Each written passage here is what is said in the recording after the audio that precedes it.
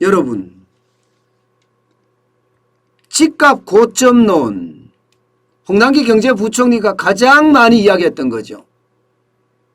그런데 이주열 한국은행 총재는 아니다, 잠시 주춤할 뿐이다, 그러면서 두 가지 이유를 들었습니다.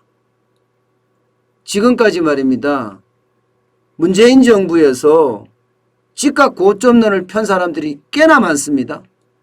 청와대 정책실장인 이호성 실장, 그 다음에 홍남기 경제부총리, 그 다음에 노형욱 국토교통부 장관, 전부 집값 고점론이고요. 집값이 떨어진다 했습니다. 실제 최근의 발언도요, 홍남기 경제부총리는 최근 매물은 늘어나고 매수 심리는 둔화되고 있다. 지금까지 이야기해봤던 집값 고점론에 대한 이야기를 계속 설파하고 있는 겁니다. 그런데 이 와중에 한국은행 이주열 총재가 뭐 소신이라고 이야기해야 될지 잘 모르겠지만 이렇게 이야기했습니다. 집값이 안정세에 접어들었다고 속단하기 어렵다. 쉽게 말하면 집값 안정 아니고 정부가 누르고 있기 때문에 잠시 주춤할 뿐이다. 이렇게까지 이야기했어요. 이렇게까지. 야, 이것은요, 지금까지 우리가 한 번도 들어보지 못했던 사실이죠. 한 번도 들어보지 못했어요. 문재인 정부는요, 이게 누구나 할 것 없이 집값이 떨어진다. 쉽게 말하면 시장의 구두 개입을 계속 날렸습니다.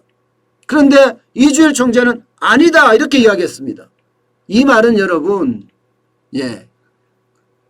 근거가 작은 걸 가지고 지금 큰 거를 덮었다는 겁니다. 무슨 이야기냐? 여러분, 이 지표를 보세요. 홍남기 경제부총리가 지금 계속 예를 드는 거 이게거든요. 매수 심리가 둔화된 거 사실이다. 사실이에요.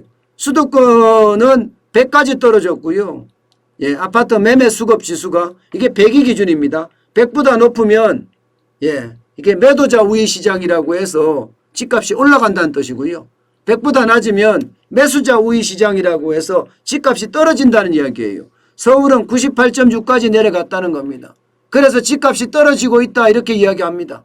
게다가 말입니다, 이게 KB 부동산 민간 통계에서는 60.2까지 내려가서 지금까지 최하다. 근래에 들어서서 가장 낮게 내려간 거다. 그렇기 때문에 집값이 떨어진다. 이렇게까지 이야기를 했거든요. 그런데 홍남기 경제부총리는 아니다. 이게 서울 아파트 매매 우위 지수가 60.2까지 내려갔다는 것은 지금 집값이 폭락했어야 정상이다. 폭락했어야 정상인데 60.2인데도 전혀 폭락이라는 기미가 보이지 않지 않느냐. 여러분 생각을 해보세요. 100이 기준선입니다. 100이 기준선인데 이게 매수자가 이렇게 떨어졌다는 거예요. 그러면 공급이 굉장히 많다는 뜻이잖아요. 공급이 굉장히 많으면 가격은 뚝 떨어질 수밖에 없습니다. 이게 지표가 말해주는 게 사실이에요. 그런데 여러분 주변에 집값 떨어졌습니까? 집값 안 떨어졌습니다. 집값 안 떨어졌어요. 심리만 떨어진 거예요. 심리가 떨어졌지 이게 실질적으로 집값이 떨어졌거나 이런 게 아니라니까요. 지금 이 지표를 보면 60.2예요. 60.2. 이러면 여러분 거의 막 집값이 엄청 떨어져야 정상이거든요. 그래서 이 지수는 결국 정부가 두 가지를 누르고 있지 않느냐. 두 가지를. 하나는 대출을 누르고 있다. 대출을 누르고 있기 때문에 당연히 돈이 없어서 집을 못 산다. 그렇기 때문에 집값이 안정된 듯 보이지만 그리고 폭락은 없다. 결국 말입니다. 대출이 시작이 되면 집값은 다시 올라간다. 이렇게 이야기하고 있는 거고요. 여기에다 덧붙이기를 도대체 공급이 일어났느냐 이거예요. 공급이 안 일어났지 않느냐. 2021년에 보면 2019년이나 2020년 대비해서 공급이 31,633가구예요. 10,000가구, 15,000가구 이상 줄어들었습니다. 2022년에는 더 줄어듭니다. 예. 2021년 대비해서 10,000가구가 줄어들고요. 2023년에는 조금 늘어나긴 해요. 그러니까 내년 후년부터 가서 좀 좋아질 수 있으면 좋아진다. 이런 얘기가 되는 겁니다. 여러분, 지금까지 제가 여러분들에게 집값 폭락한다 할 때마다 다양한 지표를 가지고 아니다. 이게 정부가 인위적으로 시장 경제까지 망쳐가면서 누르기 때문이다. 공급이 일어나야지 집값이 떨어지는데 공급이 안 일어나고 있는데 어떻게 집값이 떨어지나, 이런 이야기를 제가 누차 말씀을 드렸습니다. 예. 그 이야기가 한국은행 총재 입에서도 나왔다는 사실이에요. 결국 말입니다. 정부가 하는 일은요, 제대로 된 분석 없이 경제 지도자들이 시장의 입김으로 구두로 개입했다는 거예요.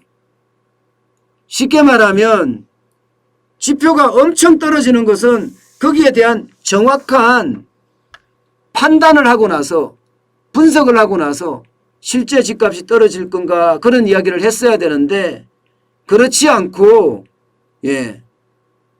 거기에 맞는, 입맛에 맞는 지표만 끄집어내서 집값이 떨어진다고 이야기한 것은 아닌가, 그렇게 생각해 볼 수 있는 요소이기도 합니다.